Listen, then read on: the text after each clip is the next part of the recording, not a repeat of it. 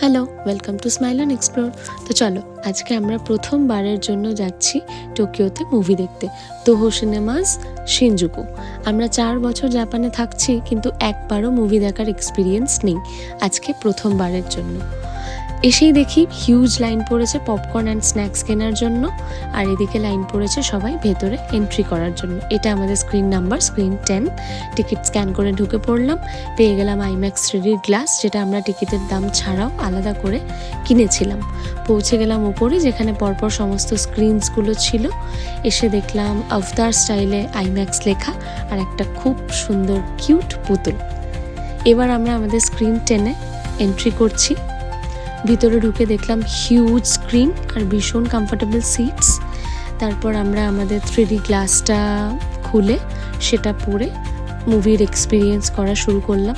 অসম্ভব ভালো এক্সপিরিয়েন্স, দারুণ এক্সপিরিয়েন্স। আমরা দেখতে গেছিলাম আভতার। আর একটা জিনিস এখানে আশ্চর্য লাগলো, এখানে কিন্তু মুভির মাঝে কোনো ইন্টারমিশন বা হাফ টাইম হয় না।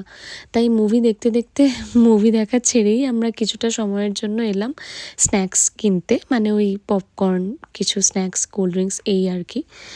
এটা হলো পুরো মুভি হলের ভিতরটা। ভিতরে কিছু স্টোর্স ছিল, ডিজিটাল টিকিট কাউন্টার্স, একটা বড় স্ক্রিন, এদিকে পুরো স্ন্যাক্সের এরিয়া, এদিকটা সমস্ত স্ক্রিন ডিটেলস। খুব ভালো এক্সপিরিয়েন্স হলো আমাদের একটা। চলো আজ আসি, টাটা।